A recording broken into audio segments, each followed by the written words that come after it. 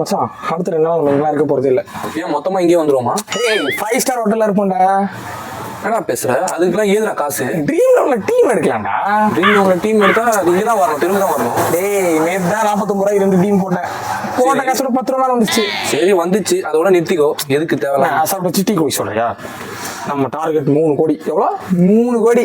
அடுத்த தடவை 88 டீம் போடுறோம். எவ்வளோ? எப்படி 12 பிளேயர் வித் இம்பாக்ட் பிளேயரோட 2 டீம்லையும் அடிச்சு நாக் அவுட் பண்றோம். என்ன சொல்ற? ஃபுல் ஸ்ட்ராட்டஜிக்கெல்லாம் மூவ் பண்ணலாம். சரி இவ்வளோ பேசுறியே, இவ்வளோ ஸ்ட்ராட்டஜி கீட்டச்சின்றியே, இதுக்கெல்லாம் ஏதுப்பா காசு? அது நம்ம மண்ணா இருக்காரு காமிச்சோன்னா அவர் கொண்டு போறாரு. உங்களுக்கு ஒரு பலியாடு மாட்டிக்கிட்டாரு. ஏய் அப்படிலாம் இல்லை. வா ஜெயிக்கிறோம், போட்ட காசு எடுத்து சரி போட்ட காசு 3 கோடி ஜெயிச்சு ஆளுக்கு பங்கு பிரிக்கிறோம். என்ன சொல்றேன்? முடியாது. போட்ட காசு எடுக்காம தெருக்கு தான் வர போறோம் ஆளும்.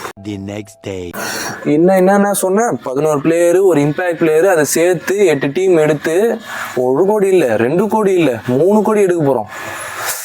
நொட்டு ஒண்ணு 3 கோடி. இப்போ மொத்தமா நொட்டிட்டு போயிடுச்சா? போட்ட காசு கூட எடுக்கல, 2 டீம் தான் எடுத்துருக்கோம். இதெல்லாம் கூட நம்ம மன்னிச்சிருவோம்டா. ஆனால் நீ ஒன்று சொன்ன பார்த்தியா, இந்த தெருவுலேயே நம்ம இருக்க மாட்டோம், 5 ஸ்டார் ஹோட்டலில் மீட் பண்ணுவோம், பார்பிக்யூவில் போய் சாப்பிடலாம்.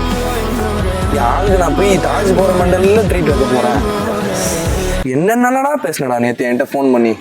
உன்னை நம்பி ஒரு பெரிய மனுஷன் காசு போட்டார் பார்த்தியா? நான் சொன்ன மாதிரி நாமத்தை போட்டேடா.